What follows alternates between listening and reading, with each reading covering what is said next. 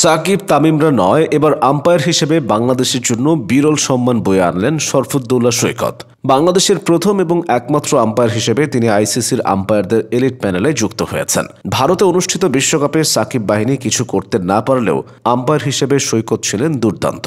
বিশ্ব মিডিয়ায় তাকে নিয়ে আলোচনা হয়েছে। তখন অনেকেই ধরে নিয়েছিলেন শরফুদ্দৌলা সৈকতের জন্য বড় কোনো সুখবর আসছে। আইসিসির এলিট প্যানেলে জায়গা পাওয়ার চেয়ে বড় সুখবর আর কি হতে পারে। আম্পায়ার মানেই আমাদের চোখে বিরক্তিকর ও মোটাসোটা কোনো শরীর ভেসে ওঠে। শরফুদ্দৌলা সৈকত এখানেই ব্যতিক্রম। দোহারা শরীরের অধিকারী সৈকতের কালো সানগ্লাস ভেদ করে আত্মবিশ্বাস ঝিলিক দেয়। সৈকতের পুরো নাম শরফুদ্দৌলা ইবনে শহীদ সৈকত। ঢাকায় জন্ম নেওয়া ও বেড়ে ওঠা সৈকত ছাত্র হিসেবে ছিলেন মেধাবী। অনার্স এবং মাস্টার্স করেছেন ঢাকা বিশ্ববিদ্যালয়ের আন্তর্জাতিক সম্পর্ক বিভাগ থেকে। কিন্তু সবাই যখন ক্রিকেটার হতে চায়, শরফুদ্দৌলা সৈকত তখন আম্পায়ার কেন হলেন? আম্পায়ারিংয়ে সৈকতের উত্থানের গল্পটা জেনে নেওয়া যাক। সৈকত একসময় ক্রিকেটার ছিলেন। ৯০-এর দশকের শুরুর দিকে ঢাকার ক্লাব ক্রিকেটে বাঁহাতি স্পিনার হিসেবে নিজেকে প্রতিষ্ঠিত করেছিলেন তিনি। জাতীয় দলেও সুযোগ পেয়ে গিয়েছিলেন দ্রুতই। ১৯৯৪ সালে কেনিয়াতে অনুষ্ঠিত আইসিসি ট্রফিতে জাতীয় দলের হয়ে তিনি সুযোগ পান। কিন্তু জাতীয় দলে পথ চলা দীর্ঘ হয়নি তার। তবে নিয়মিত ছিলেন ক্লাব ক্রিকেটে।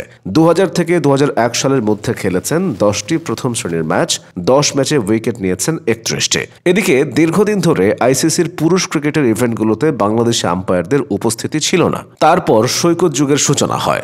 নারী ক্রিকেট ও বয়সভিত্তিক ক্রিকেটে বাংলাদেশে আম্পায়ারদের দায়িত্ব দেওয়া হলেও আইসিসি চ্যাম্পিয়ন্স ট্রফি ও ওয়ানডে বিশ্বকাপ বা টি-20 বিশ্বকাপে শরফুদ্দৌলা সৈকতের আগে দায়িত্ব পাননি অন্য কেউ। অবশ্য ২০১১ বিশ্বকাপে বাংলাদেশের একজন আম্পায়ার ছিলেন। তবে আম্পায়ারিংয়ের নাম থাকলেও সাবেক বাঁহাতি স্পিনার এনামুল হক মাঠে কিংবা টিভি আম্পায়ার হিসেবে সেই বিশ্বকাপে দায়িত্ব পালন করতে পারেননি, কারণ তাকে রাখা হয়েছিল রিজার্ভ আম্পায়ার হিসেবে।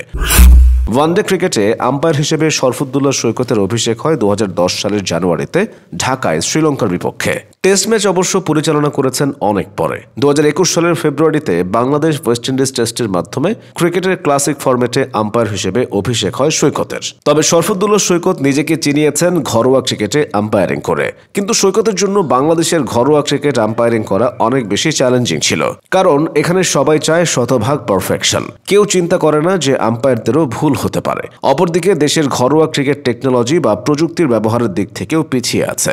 বিপিএল ছাড়া ঘরোয়া ক্রিকেটের ম্যাচগুলো টিভিতেও সম্প্রচার হয় না। সব মিলিয়ে বাংলাদেশে আম্পায়ারিংকে পেশা হিসেবে বেছে নেওয়া খুব একটা সহজ কাজ নয়। তবুও সব বাধা ঠেলে শরফুদ্দৌলা সৈকত এগিয়ে গেছেন।